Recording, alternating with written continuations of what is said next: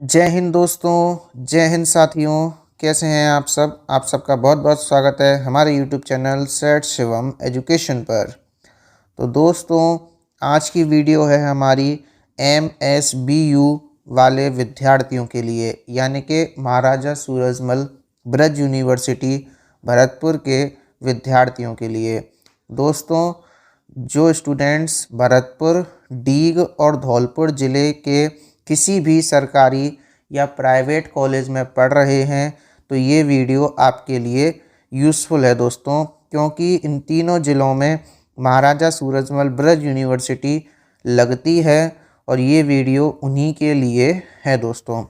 आज की वीडियो में हम बात करेंगे मॉडल क्वेश्चन पेपर यानी कि आदर्श प्रश्न पत्र। ठीक है, क्लास हमारी क्या रहने वाली है दोस्तों?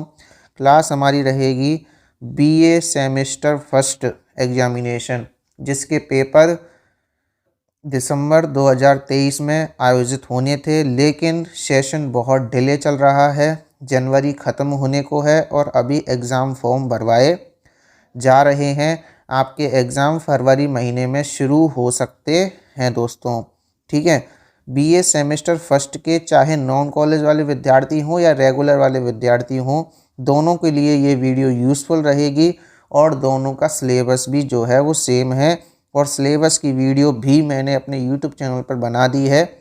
महाराजा सूरजमल ब्रज यूनिवर्सिटी का इंग्लिश लिटरेचर का सिलेबस और राजस्थान यूनिवर्सिटी का इंग्लिश लिटरेचर का सिलेबस पूरी तरह अलग है। ठीक है दोस्तों, सेम नहीं है। ठीक है दोस्तों, तो दोस्तों ये वीडियो है BA सेमेस्टर फर्स्ट के रेगुलर और नॉन कॉलेज वाले विद्यार्थियों के लिए। ठीक है, सेशन है 2023-24, तो सेमेस्टर सिस्टम लागू कर दिया है इस साल से। ठीक है, ये जो पेपर है मॉडल क्वेश्चन पेपर जो मैं आज आपके सामने प्रस्तुत करने वाला हूँ, आपको दिखाने वाला हूँ, ठीक है, ये जो पेपर है ये previous year question paper BA 2023 का जो है, यानी पिछली साल जो एग्ज़ाम लगा था उसके आधार पर है, यानी उन्हीं क्वेश्चंस को मैंने इसमें लिया है और जो चैप्टर आपके सिलेबस में पिछली साल से हट गए हैं और नए आ गए हैं वो मैंने हटा दिए हैं। ठीक है,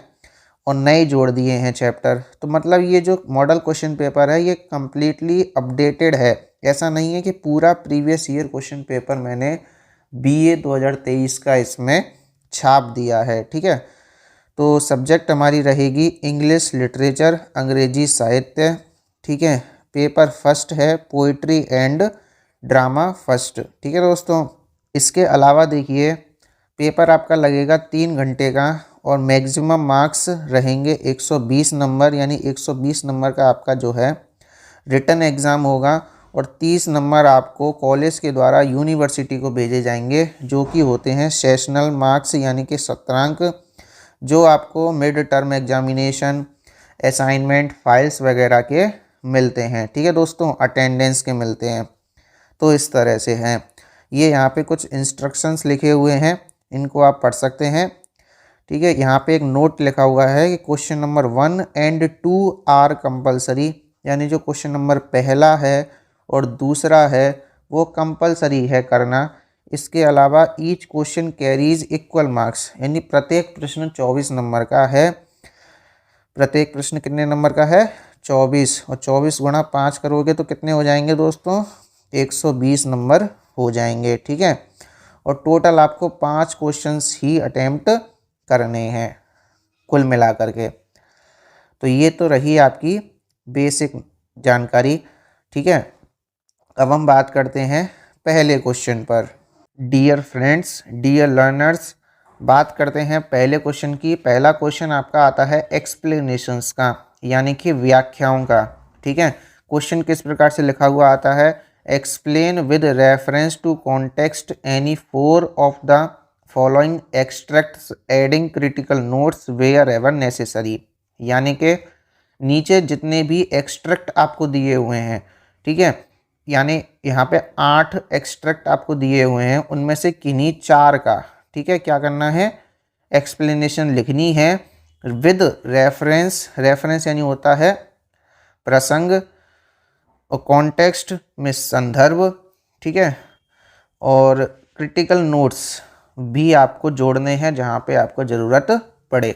यानी कि कहने का तात्पर्य क्या है कि आपको प्रत्येक एक्सप्लेनेशन 4 पॉइंट्स में बना करके लिखनी है। ठीक है, पहला पॉइंट बनेगा रेफरेंस का, दूसरा बनेगा कॉन्टेक्स्ट का, तीसरा बनेगा एक्सप्लेनेशन का और चौथा बनेगा क्रिटिकल नोट्स का। ठीक है दोस्तों, इसके अलावा 8 पूछे जाएंगे, उनमें से कोई 4 आपको करने हैं। प्रत्येक एक्सप्लेनेशन जो आप लिखोगे वो 6 नंबर का होगा। इस तरह से 24 नंबर आपको मिलेंगे। ठीक है दोस्तों, और जो आपकी एक्सप्लेनेशंस हैं वो आपके सिलेबस के सेक्शन नंबर 2, 3 और 4 में से पूछे जाएंगे। यानी जो सेक्शन फर्स्ट है वो तो है history of English literature and literary terms का, तो उसमें से तो नहीं पूछे जाएंगे। जबकि आपके सिलेबस का जो सेक्शन 2 है ब्रिटिश पोइट्री का, जिसमें कि 10 पोएम्स हैं, सेक्शन 3 है, सेक्शन 3 जिसमें कि 8 पोएम है आपके सिलेबस में, और जो सेक्शन 4 है कौन सा, ड्रामा का, एज यू लाइक इट, इसमें से भी एक्सप्लेनेशंस पूछी जाती हैं। ठीक है, तो जो एक्सप्लेनेशंस हैं वो सेक्शन 2, 3, 4 में से पूछे जाएंगे। ठीक है दोस्तों, डियर लर्नर्स, हमारा फर्स्ट एक्सप्लेनेशन है my love is like to ice and I to fire से लेकर के but harder grows the more I her entreat. यानी ये जो 4 लाइन्स हैं ये आपकी, सबसे पहले हमें ये पता लगाना होता है कि जो आपके सामने लाइंस दी हुई हैं एग्ज़ाम पेपर में वो किस चैप्टर से या किस पोएम से ली गई हैं। ठीक है, तो हमने पता लगाया ये जो लाइंस हैं ये ली गई हैं आइस एंड फायर नामक पोएम से। किस पोएम से ली गई हैं दोस्तों? आइस एंड फायर पोएम से ली गई हैं। फिर दूसरा हमें पता लगाना होता है कि इस पोएम का पोइट कौन है। ठीक है, तो इस पोएम का जो पोइट है वो है एडमंड स्पेंसर। कौन है दोस्तों? Edmund Spenser. ठीक है दोस्तों इस एक्सप्लेनेशन का देखो हमें 4 पॉइंटों में बना के लिखना है, लेकिन जब हम एग्ज़ाम पेपर में एक्सप्लेनेशन लिखते हैं तो किस तरह से लिखते हैं वो मैं आपको यहाँ पे एक फ़ोटो लगा करके भी बता दूँगा और वैसे भी बता देता हूँ। देखो, पहले आपको वहाँ पे डालना है नंबर 1, फिर इस एक्सट्रैक्ट के शुरू के 3-4 शब्द ले लेने हैं। जैसे मैंने ले लिया माई लव इज़ लाइक। ठीक है, ऐसे 2-3 शब्द ले लिए, फिर डैश डैश डैश करके लिखना है और एंड के इस एक्सट्रैक्ट के एंड के 3-4 शब्द आपको उठा लेने हैं। जैसे उठा लिए आई हर एंड ट्रीट। ठीक है, I her entreat, question mark लगा दिया। इतना आपने लिख दिया, फिर आप नीचे से लिखेंगे रेफरेंस। ठीक है, फिर लिखेंगे कॉन्टेक्स्ट, फिर लिखेंगे एक्सप्लेनेशन और फिर लिखेंगे क्रिटिकल नोट्स या कमेंट्स। ठीक है दोस्तों, और इस बात को मैं आपको एक फ़ोटो के माध्यम से भी बता दूंगा। ठीक है, फ़ोटो लगा दूंगा और इसमें आपको समझ में आ जाएगा कि ऐसे लिखना है। ठीक है दोस्तों, डियर फ्रेंड्स, अब देखते हैं इसका हिंदी ट्रांसलेशन और रेफरेंस, कॉन्टेक्स्ट वगैरह। ठीक है, देखो सबसे पहले बात करते हैं रेफरेंस की। तो present poetic lines are taken from ice and fire poem या सोनेट। ठीक है, written by, composed by great Elizabethan poet Edmund Spenser. ठीक है दोस्तों, यानी जो एडमंड स्पेंसर हैं वो एलिजाबेथन एज के प्रमुख कवि हैं। ठीक है दोस्तों, और ये जो पोयम है कौन सी, आइस एंड फायर, ये एडमंड स्पेंसर का एक कलेक्शन है पोएम्स का, एमोरेटी। ठीक है, मैं इसकी स्पेलिंग आपको लिख के बता देता हूँ। उसमें से ये जो पोएम है वो ली गई है। ठीक है दोस्तों, और यदि आपने आइस एंड फायर पोएम पढ़ी हो तो ये उसकी पोएम की शुरू की पंक्तियाँ हैं। ठीक है, these are the opening lines of the sonnet. Yes friends, the poem ice and fire is a sonnet. ठीक है दोस्तों, तो ये जो लाइन्स हैं ये शुरू की लाइन्स हैं पोएम की। ठीक है, अब इसकी राइम स्कीम मैं बताता हूँ आपको। देखो, फायर तो यहाँ पे लगा दिया ए, ग्रेट इसका लगा दिया बी, डिज़ायर देखो फायर डिज़ायर फिर से इसमें ए लग जाएगा, और ग्रेट का हो जाएगा एंट्रीट, ठीक है, बी। तो इसकी जो राइम बनी वो बनी ए बी, ठीक है। इस चीज़ को, राइम स्कीम वाले फैक्ट को आप जो है क्रिटिकल नोट्स में लिख सकते हैं, ठीक है। कैसे लिखेंगे दोस्तों कि present lines are written in the tradition of English sonnet, यानी जो पोयम है आपकी ये तो सोनेट है, और सोनेट भी दो तरह की होती है, एक तो इंग्लिश सोनेट और एक इटालियन या पेट्रार्कन सोनेट। तो ये इंग्लिश सोनेट है, ठीक है, इंग्लिश सोनेट है और उसकी राइम है ए बी, ठीक है दोस्तों। Present lines are written in the tradition of an English sonnet with the rhyme a b, ठीक है दोस्तों यहाँ पे जो पोइट है, इस पोयम में जो पोइट है वो अपनी प्रेमिका से, अपनी बिलव्ड से बहुत सारी रिक्वेस्ट्स करता है, ठीक है, प्यार करने के लिए। He makes a proposal of love to his beloved but she does not respond positively and she rejects him again and again, यानी पोइट की रिक्वेस्ट को वो बार बार रिजेक्ट कर देती है। तो जो पोइट है वो इस पोयम में आइस एंड फायर, ठीक है, आइस एंड फायर के मेटाफर के माध्यम से अपनी इमोशंस को डिस्क्राइब करता है। देखो क्या कहता है इन 4 लाइनों में, हिंदी ट्रांसलेशन करके देखते हैं। My love is like to ice and I to fire. My love कौन, मेरा, माई बिलव्ड, ठीक है, यानी poet's beloved, is like to ice, किसके समान है भाई, आइस के समान है। आइस का यहाँ पे मतलब क्या है, कोल्डनेस, ठीक है, नीरसता, इनडिफरेंस, ठीक है, उदासीनता। एंड आई और मैं इज टू फायर, मैं किसके समान हूँ, फायर के समान हूँ। फायर मतलब यानी he compares his passion of love to fire, ठीक है। और जबकि her beloved is compare to coldness of ice. I think it is clear. आगे वो कहता है हाउ कम्स, कम्स का यहाँ पे मतलब है दोस्तों becomes. How becomes it then that this her cold so great, यानी उस पोइट को समझ में नहीं आता कि उसकी जो कोल्डनेस है, उदासीनता है, इनडिफरेंस है, वो इतनी ज़्यादा कैसे हो जाती है। Is not dissolved through my hot so desire, और मेरी जो इच्छा है, तीव्र इच्छा है, उसकी वजह से भी, थ्रू का यहाँ पे मतलब है ड्यू टू, के कारण, ठीक है, ड्यू टू के कारण, यानी मेरी हॉट डिज़ायर के कारण भी, डिसॉल्व्ड का मतलब है मेल्टेड, पिघलती नहीं है, ठीक है, कोल्डनेस उसकी पिघलती नहीं है। और आगे देखिए, but harder grows the more I her entreat, और मैं जितनी ज़्यादा उससे रिक्वेस्ट करता हूँ, ठीक है, he requests her for love the harder her indifference becomes, ठीक है, यानी जितनी ज़्यादा वो प्यार के लिए रिक्वेस्ट करता है उससे, उतनी ही ज़्यादा उदासीनता उसकी बढ़ जाती है, हार्डर हो जाती है, ठीक है दोस्तों। तो यहाँ पे आइस एंड फायर के मेटाफर के माध्यम से पोइट ने अपने इमोशंस को डिस्क्राइब करने की कोशिश की है, ठीक है। तो ये आपको मैंने कुछ कॉन्टेक्स्ट भी बताया, कुछ हिंदी ट्रांसलेशन भी बताया, तो आशा करता हूँ आपको जो है समझ में आया होगा। बात करते हैं नेक्स्ट एक्सप्लेनेशन की। दोस्तों आपका सेकंड एक्सप्लेनेशन है let me not to the marriage of true minds से लेकर के or bends with the remover to remove तक, ठीक है दोस्तों। तो ये जो पोइटिक एक्सट्रैक्ट है 4 लाइन का, ये लिया गया है आपका, ये जो इसकी फर्स्ट लाइन है ना, let me not to the marriage of true minds, यही पोयम का नाम भी है दोस्तों, ठीक है।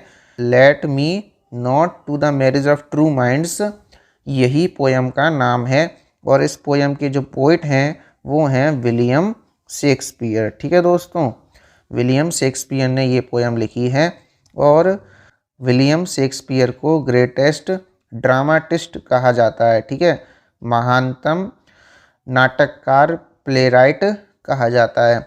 और जबकि उन्होंने अपने जीवन काल में 154 सोनेट्स लिखी। ठीक है दोस्तों, 154 सोनेट्स लिखी। उनमें से ये जो पोयम है कौन सी, let me not to the marriage of true minds, ये एक सोनेट है और ये 116वीं नंबर की सोनेट है। ठीक है दोस्तों, सोनेट का मतलब होता है अ पोयम ऑफ 14 लाइन्स। ठीक है, a short lyric of 14 lines. ठीक है, लेकिन हमेशा एक सोनेट में 14 लाइन्स नहीं होती, 14 लाइन्स नहीं होती। ठीक है, पर उससे हमारा कोई ताल्लुक़ अभी फ़िलहाल नहीं है, इसलिए उस पर हम चर्चा नहीं करेंगे। ठीक है, तो ये जो सेकंड एक्सट्रैक्ट है ये विलियम शेक्सपियर की सोनेट नंबर 116 नामक पोयम से लिया गया है। ओके दोस्तों, हमारा नेक्स्ट तीसरा जो है एक्सट्रैक्ट है वो है डेथ बी नॉट प्राउड से लेकर के नॉर येट कांस्ट दाउ किल मी। ठीक है, तो ये जो 4 लाइन्स हैं ये ली गई हैं। ये जो डेथ बी नॉट प्राउड है ना, यही पोयम का नाम है। ठीक है दोस्तों, और इस पोयम की जो पोइट हैं वो हैं जॉन डन। ठीक है दोस्तों, जॉन डन को मेटाफिजिकल स्कूल ऑफ पोइट्री का फाउंडर भी कहा जाता है। तो जॉन डन की जो पहला सिलेबस चलता था MSBU में, उसकी 2 पोएम्स थी। एक तो थी द सनराइजिंग, उसको हटा दिया, और दूसरी थी go and catch a falling star, उसको भी हटा दिया। और अब ये एक पोयम रख दी है जॉन डन की, डेथ बी नॉट प्राउड। ठीक है दोस्तों, तो ये जो तीसरा एक्सट्रैक्ट है ये लिया गया है डेथ बी नॉट प्राउड नामक पोयम से, जिसके पोइट हैं जॉन डन। ठीक है दोस्तों, हमारा नेक्स्ट फोर्थ एक्सप्लेनेशन है who best bear his mild yoke से लेकर के they also serve who only stand and wait तक। तो ये जो आपका एक्सट्रैक्ट है ये लिया गया है ऑन हिज ब्लाइंडनेस नामक पोयम से, जिसके पोइट हैं जॉन मिल्टन। ठीक है दोस्तों, ये जो पोयम है ऑन हिज ब्लाइंडनेस ये एक सोनेट है, मिल्टोनिक सोनेट है। ठीक है दोस्तों, इस पोयम में क्या होता है, जो जॉन मिल्टन है वो 44 की एज पर, ठीक है, ब्लाइंड हो जाता है कम्प्लीटली। तो उसमें वो अपनी निराशा को, अपनी व्यथा को एक्सप्रेस करता है।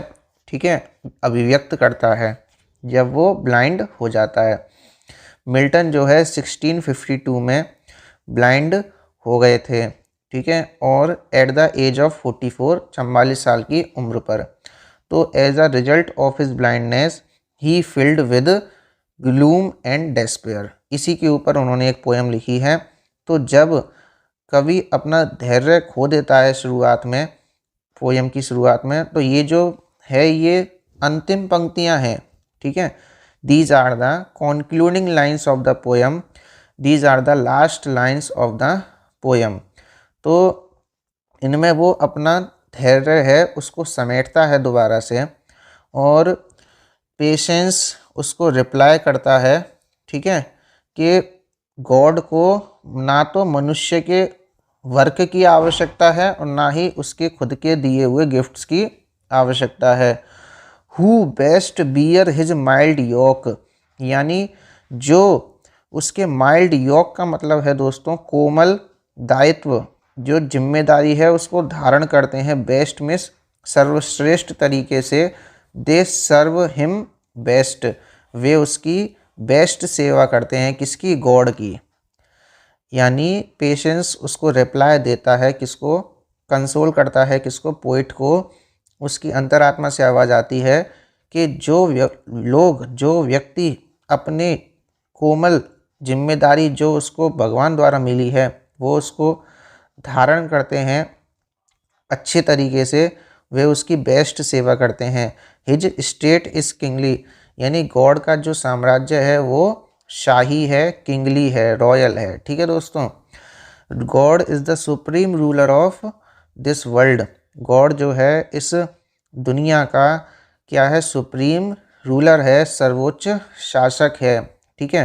Thousands at his bidding speed and thousands at his bidding speed, यानी थाउजेंड्स में हजारों सेवक, बिडिंग मतलब उसके आदेश पर, स्पीड में गतिशील हो जाते हैं, तैनात हो जाते हैं, यानी गॉड के आदेश मात्र पर हजारों सेवक गतिशील हो जाते हैं। And post over land and ocean without rest, और पोस्ट में तैनात हो जाते हैं, take positions over land and ocean, ठीक है, जमीन पर भी और महासागर में भी, विदाउट एनी रेस्ट, बिना किसी विश्राम के। They also serve who only stand and wait, poet कहता है वे लोग भी सेवा करते हैं जो केवल खड़े रहते हैं और इंतज़ार करते हैं अपनी बारी का। उसके दरबार में जो खड़े रहते हैं भक्त, ठीक है, वो भी सेवा करते हैं किसकी, गॉड की, और उसके आदेशों का इंतज़ार करते हैं, किसके, गॉड के ऑर्डर्स का इंतज़ार करते हैं, तो वो भी उसकी सेवा करते हैं भगवान की, ठीक है।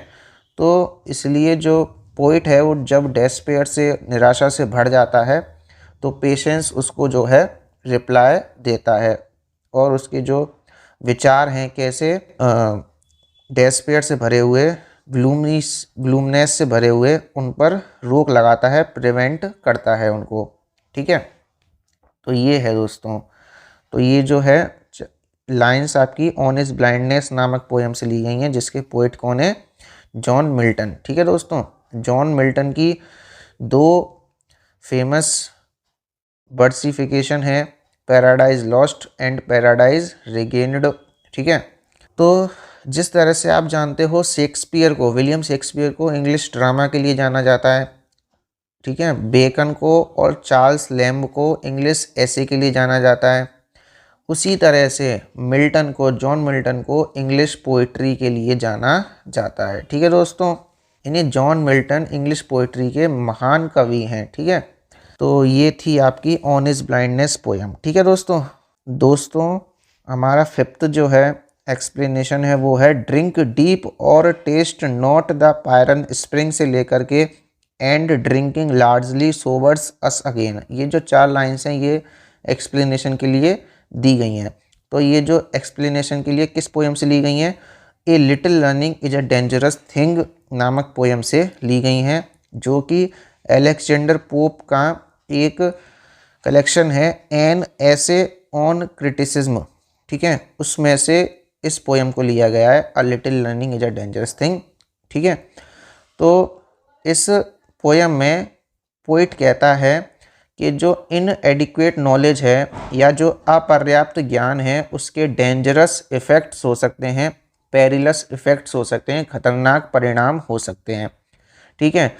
पोइट कहता है ड्रिंक डीप और taste not the Pierian spring, या तो गहरा पान करो यानी गहरा ज्ञान प्राप्त करो, डीप नॉलेज प्राप्त करो, or taste not the Pierian spring, या फिर बिल्कुल भी हाथ मत लगाओ किसी भी चीज़ को, किसी भी नॉलेज को, किसी भी फील्ड में अपना हाथ मत दो, ठीक है, उसको टेस्ट ही मत करो। These shallow draughts intoxicate the brain and drinking largely sobers us again, ठीक है दोस्तों। तो इसके जो पोइट हैं वो हैं अलेक्जेंडर पोप। नेक्स्ट बात करते हैं, dear learners, dear viewers, dear students, यदि आपको वीडियो पसंद आ रही हो तो वीडियो को प्लीज़ लाइक कर दें। बात करते हैं 6th एक्सप्लेनेशन की, but gallantly the giant wears the scarp से लेकर के वाइल मैन रिपोज तक, ठीक है। तो ये जो लाइन है ये ली गई हैं अवर कैजुरिना ट्री नामक पोएम से, जिसकी पोइट हैं तोरू दत्त।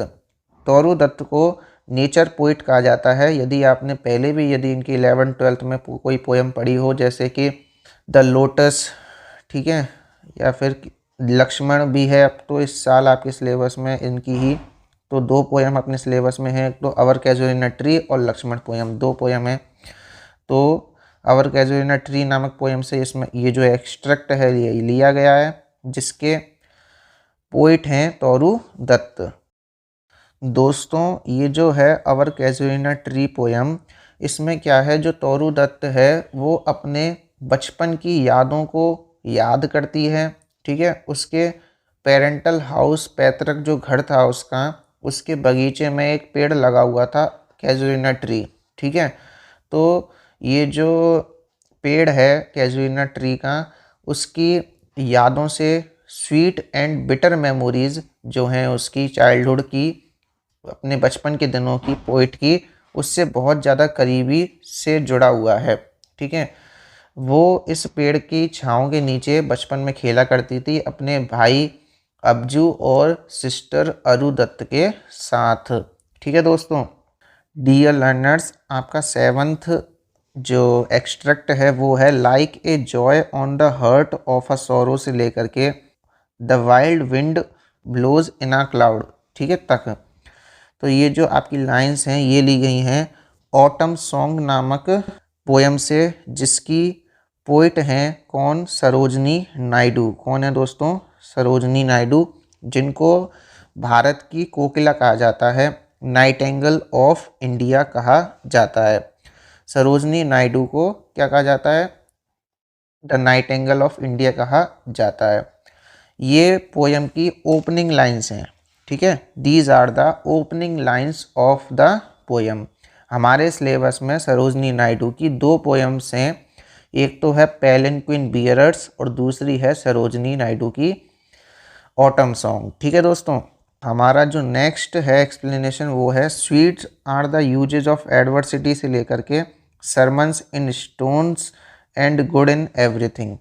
तो ये जो आपका एक्सट्रैक्ट है ये लिया गया है एज यू लाइक इट नामक प्ले से, जिसके राइटर हैं विलियम शेक्सपियर।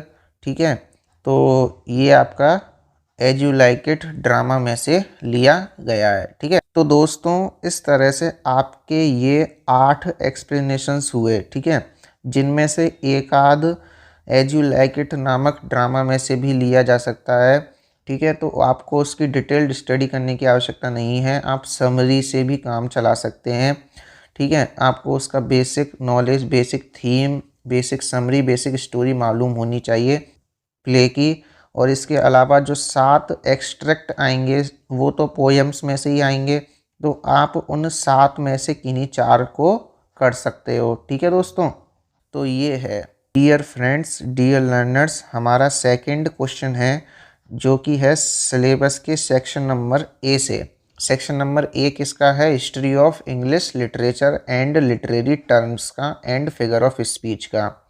तो उसमें से आपसे जो है 10 क्वेश्चंस पूछे जाएंगे, शॉर्ट आंसर टाइप क्वेश्चंस, जिनमें से आपको किन्हीं 6 के उत्तर लिखने हैं। और कितने शब्दों में लिखने हैं उत्तर, 50 से 100 वर्ड्स में लिखने हैं, यानी 50 से 100 शब्दों में आपको शॉर्ट नोट्स लिखने हैं, टिप्पणियाँ लिखनी हैं। ठीक है, कितने आएंगे, 10। कितने करने हैं, 6। कितने नंबर का होगा, एक 4 नंबर का। कितने हो जाएंगे नंबर, 24 नंबर। ठीक है दोस्तों, तो बात करते हैं पहले शॉर्ट नोट की, जो कि है एलिजाबेथन सोनेट्स एंड सोनेटियर्स।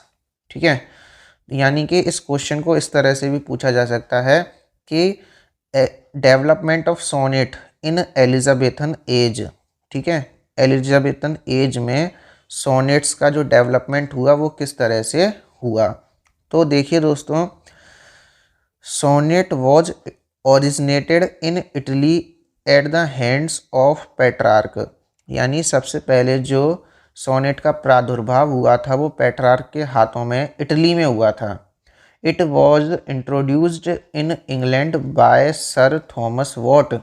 इंग्लैंड में सोनेट का जो इंट्रोडक्शन किया था वो किसने किया था, सर थॉमस वॉट ने किया था। हिज फ्रेंड, किसका फ्रेंड, सर थॉमस वॉट का friend Earl of Surrey made a potential change in its Italian form and invented English form of sonnet. Sir Thomas Wyatt का फ्रेंड था Earl of Surrey, उन्होंने क्या किया, जो sonnet की Italian form थी उसमें थोड़ा सा चेंज कर दिया, और थोड़ा सा क्या, बहुत चेंज किया, पोटेंशियल चेंज में शक्तिशाली परिवर्तन उन्होंने किया, और सोनेट की इंग्लिश फॉर्म को उन्होंने खोजा। ठीक है, he neglected the division into octave and sestet. Italian form of sonnet में क्या होता था, दो भागों में बांट देते थे, ऑक्टेव एंड सेस्टेट, जबकि उन्होंने इस विभाजन को पूरी तरह से नकार दिया और क्या किया, सोनेट को divided it in 3 quatrains and a concluding couplet, उसको 3 क्वार्टरेंस में डिवाइड कर दिया और एक कॉन्क्लूडिंग कपलेट में डिवाइड कर दिया। कपलेट का मतलब होता है दोस्तों आ स्टेंजा ऑफ 2 लाइन्स, ठीक है, दोहा इसे कह सकते हैं। और क्वार्टरेन का मतलब होता है ए स्टेंजा ऑफ 4 लाइन्स, ठीक है। तो 4 लाइन के 3 क्वार्टरेन हो गए, 12 लाइन हो गई, और दो लाइन का हो गया कपलेट। इस तरह से आपकी बन गई सोनेट। इसकी राइम थी दोस्तों a B c D e f g, ठीक है। It reached the full flowering at the hands of William Shakespeare, यानी इसका जो सबसे ज़्यादा विकास किया था वो किसने किया था, विलियम शेक्सपियर ने किया था। Edmund Spenser made a little change in the rhyming scheme of sonnet and linked each quatrain with a regular rhyme which was A B C C D E, ठीक है।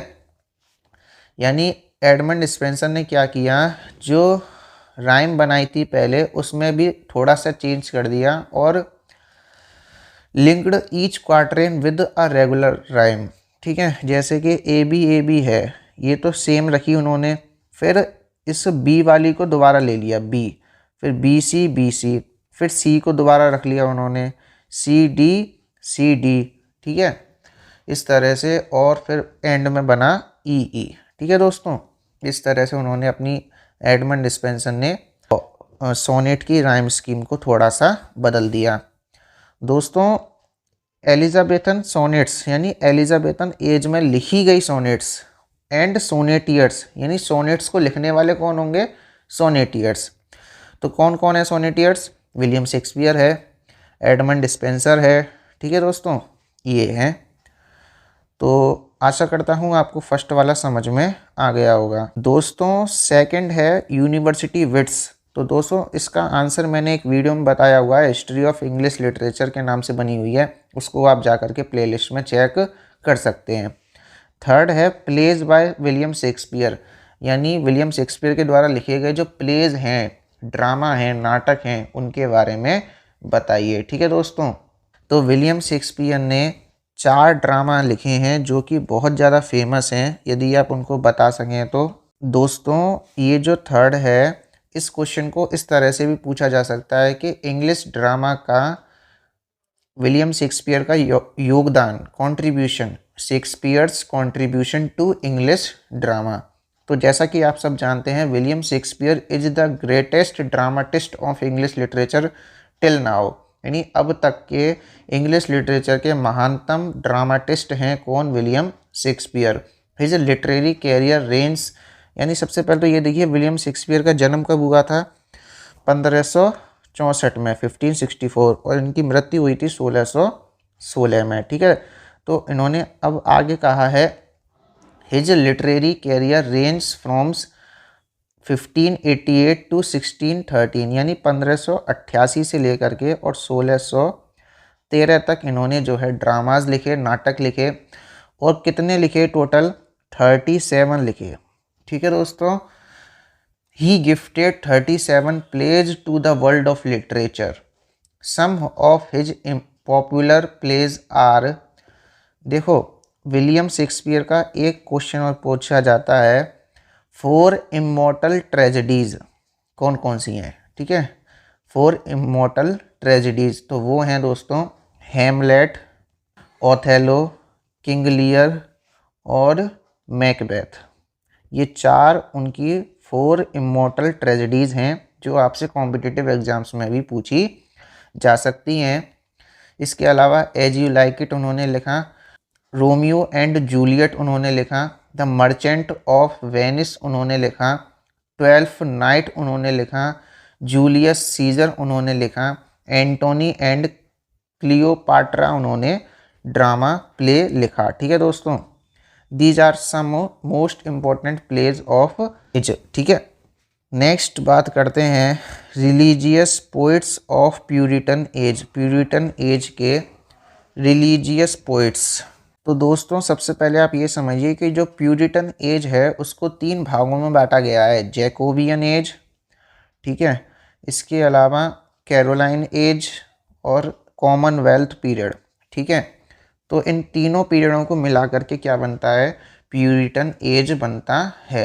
यानी कि the first half of the 17th century in the history of English literature is known as the Puritan age. यानी 17th century का पहला half क्या कहलाता है, प्यूरिटन एज कहलाता है। इन्होंने पूछा है हमसे religious poets of Puritan age. तो रिलीजियस पोइट्स जो हैं जॉन मिल्टन हैं, जॉर्ज हर्बर्ट हैं। ठीक है दोस्तों नेक्स्ट बात करते हैं कॉमेडी ऑफ मैनर्स की। ठीक है, तो in the history of English literature there is a period name as restoration period. यानी इंग्लिश लिटरेचर की हिस्ट्री में एक पीरियड आता है रेस्टोरेशन पीरियड।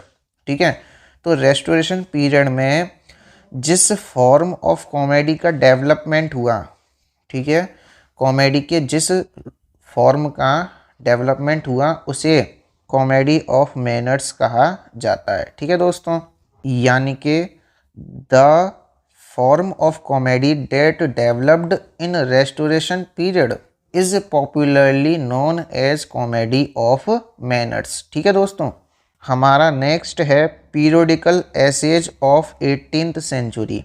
ठीक है, 18th सेंचुरी के पीरियोडिकल एसेज। तो इसका मतलब क्या है, the periodical essay was the peculiar product of the 18th century, it is called periodical.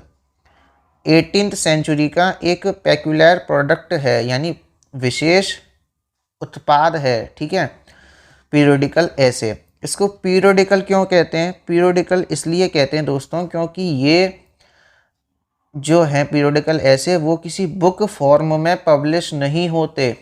ठीक है, जबकि किस में होते हैं पब्लिश, ये जर्नल्स एंड मैगजीन्स में, पत्र पत्रिकाओं में ये जो है पब्लिश होते हैं और पीरियोडिकली होते हैं, यानी रेगुलर नहीं होते, एक निश्चित पीरियड पर होते हैं। ठीक है, there were many reasons of the rise of periodical essays. Periodical essays का उदय होने का अनेक कारण थे, उनमें से कुछ हैं such as party spirit, coffee houses, rise of the rich middle class etcetera. ठीक है दोस्तों, नेक्स्ट है आपका, अब कुछ लिटरेरी टर्म्स आपसे पूछी गई हैं जैसे कि एपिक है, कॉमेडी है, हाइपरबोल है, ओनोमेटोपिया है, कंसीट है। ठीक है, तो ये जो 10 क्वेश्चन हैं इनमें से किन्हीं 6 को आपको हल करना है, उनका उत्तर लिखना है 50 से 100 शब्दों में, और प्रत्येक क्वेश्चन 4 नंबर का होगा। इस तरह से आपके 24 नंबर हो जाएंगे। ठीक है दोस्तों, अब बात करते हैं सेक्शन बी की। तो जो सेक्शन बी के जो क्वेश्चन होंगे वो आपके सेक्शन बी की जो पोइट्री है, ब्रिटिश पोइट्री, जिसमें कि 10 पोएम्स हैं, उनमें से पूछे जाएंगे।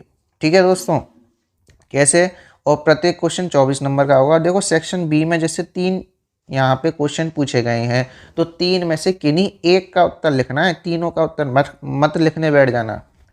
ठीक है, तो कैसे है, क्रिटिकली एवेल्युएट क्रिस्टोफर मार्लोव की पोयम है the passionate shepherd to his love. तो दोस्तों अपना इसमें फर्स्ट क्वेश्चन है, क्रिस्टोफर मार्लोव की एक पोयम है passionate shepherd to his love. ठीक है, 24 नंबर की है, यानी 24 नंबर का क्वेश्चन है। ठीक है, तो उसका आपको क्रिटिकल एनालिसिस लिखना है। ठीक है, तो इस साल आपकी एक नई पोयम जोड़ी गई है जिसका नाम है the nymph reply to the shepherd, वो आपसे पूछी जा सकती है। ठीक है, लॉन्ग क्वेश्चन की बता रहा हूँ। नेक्स्ट है write a critical appreciation of John Donne's poem death be not proud. तो ये क्वेश्चन आपका इस साल आ सकता है, कौन सा, 4th वाला। ठीक है, नेक्स्ट है 5th, analyse the main theme and idea of William Shakespeare's sonnet the quality of mercy is not strained, 24 number की। यानी कि ये 3 क्वेश्चन है, इनमें से कोई एक करना है। और जो अब आपका एग्ज़ाम होगा सेमेस्टर फर्स्ट एग्जामिनेशन, ठीक है, उसमें आपका इसकी जगह तो वो क्वेश्चन पूछा जा सकता है, the nymph reply to the shepherd, और ये 4th वाला क्वेश्चन भी आ सकता है, 5th वाला भी आ सकता है। मैं एक अलग से वीडियो बनाने वाला हूँ सेक्शन वाइज लॉन्ग क्वेश्चंस की, तो उसमें मैं आपको सब चीज़ बता दूंगा, ठीक है, किस तरह से क्वेश्चंस आ सकते हैं। नेक्स्ट बात करते हैं सेक्शन सी की। डियर लर्नर्स, हमारा सेक्शन सी है, तो इसमें भी 3 क्वेश्चन आपको यहाँ पे सामने दिख रहे हैं, तो उनमें से कोई आपको एक करना है। क्रिटिकली एनालाइज तोरू दत्त's पोएम अवर कैजुअलिना ट्री, ठीक है, इस साल जो है लक्ष्मण वाली पोएम आपसे पूछी जा सकती है लॉन्ग क्वेश्चन में। नेक्स्ट है explain Rabindranath philosophy of love through the 2 poems prescribed in your syllabus. Rabindranath Tagore की 2 पोएम्स अपने सिलेबस में है, एक तो है लीव दिस चांटिंग और दूसरी है कौन सी है दोस्तों, लास्ट कर्टेन, ठीक है। तो इन दोनों के पोएम को आधार बना करके आपको फिलोसॉफी ऑफ लाइफ के बारे में लिखना है। तो इस साल आपकी जो है लीव दिस चांटिंग पोएम का क्वेश्चन पूछा जा सकता है। नेक्स्ट है Sarojini Naidu is the Nightingale of India. Sarojini Naidu Bharat की कोकिला हैं। जस्टिफाई थ्रू क्रिटिकली एनालाइजिंग हर पोएम पेलिंक्विन बियरर्स। पेलिंक्विन बियरर्स पोएम को आधार बना करके आपको क्रिटिकल एनालाइज करना है और सिद्ध करना है कि Sarojini Naidu nightingale of India हैं, ठीक है दोस्तों। नेक्स्ट बात करते हैं सेक्शन डी की। सेक्शन डी में आपका है drama as you like it play by William Shakespeare, तो उनके संबंधित 2 क्वेश्चन यहाँ पे पूछे गए हैं। Discuss as you like it as a romantic pastoral comedy, और दूसरा है कैरेक्टर स्केच ऑफ रोजालिन, ठीक है। तो ये 2 क्वेश्चन है, इनमें से कोई एक करना है 24 नंबर का, ठीक है दोस्तों ये जो हुआ आपका, ये हुआ कंप्लीट मॉडल क्वेश्चन पेपर जो आपका सेमेस्टर फर्स्ट में आपको देखने को मिलेगा, ठीक है। इनमें से कोई क्वेश्चंस आपको रिपीट भी मिल सकते हैं, इसीलिए मैंने आपको यहाँ पे प्रीवियस ईयर क्वेश्चन पेपर बना करके उसको आधार बना करके आपको समझाया है पूरा पेपर। दोस्तों यदि आपको वीडियो पसंद आई हो तो वीडियो को प्लीज़ लाइक कर दें। दोस्तों हमारा एक टेलीग्राम चैनल है महाराजा सूरजमल ब्रज यूनिवर्सिटी के नाम से, तो उसके वर्तमान में 185 प्लस सब्सक्राइबर्स कंप्लीट हो चुके हैं, 185, ठीक है। तो उस चैनल से आप जुड़ सकते हैं और उस पर आपको क्या मिलेगा, उस पर आपको मिलेगा महाराजा सूरजमल ब्रज यूनिवर्सिटी से संबंधित लेटेस्ट अपडेट्स, ठीक है। ये जैसे आपके एग्ज़ाम फॉर्म भरवाए जा रहे हैं, जैसे या फिर आपका रिजल्ट आ गया है, या फिर कोई सिलेबस जुड़ा है, कोई भी छोटी से बड़ी हर अपडेट आपको उसमें मिलती है। रोज़ाना की न्यूज़पेपर कटिंग भी उसमें जो है डाली जाती है, तो वो चैनल आपके लिए बहुत ही ज़्यादा यूज़फुल रहेगा, ठीक है। 185 सब्सक्राइबर वाला ही आपको जो है सब्सक्राइब करना है, ठीक है। उसकी लिंक मैं डिस्क्रिप्शन बॉक्स में भी दे दूँगा, उससे आप जुड़ सकते हैं उससे। और यदि आपको वीडियो पसंद आई हो तो वीडियो को प्लीज़ लाइक कर दें। यदि आपकी कोई प्रॉब्लम है, क्वेरी है, समस्या है, तो वीडियो के नीचे कमेंट बॉक्स में कमेंट कर दें। अपने दोस्तों के लिए इस वीडियो को शेयर ज़रूर करें, ठीक है दोस्तों, क्योंकि शेयर ही एकमात्र ऐसा तरीका है जो इस वीडियो को हर English literature BA first semester Maharaja Surajmal Braj university के स्टूडेंट तक पहुंचा सकता है, ठीक है। और यदि आपको वीडियो पसंद आई हो तो उसके एप्रिसिएशन में भी आप कमेंट कर सकते हैं, ठीक है। और थैंक यू दोस्तों, मिलते हैं अगली वीडियो में, तब तक के लिए पढ़ते रहिएगा, आगे बढ़ते रहिएगा। जय हिंद, जय Bharat. Thank you for watching our video. धन्यवाद।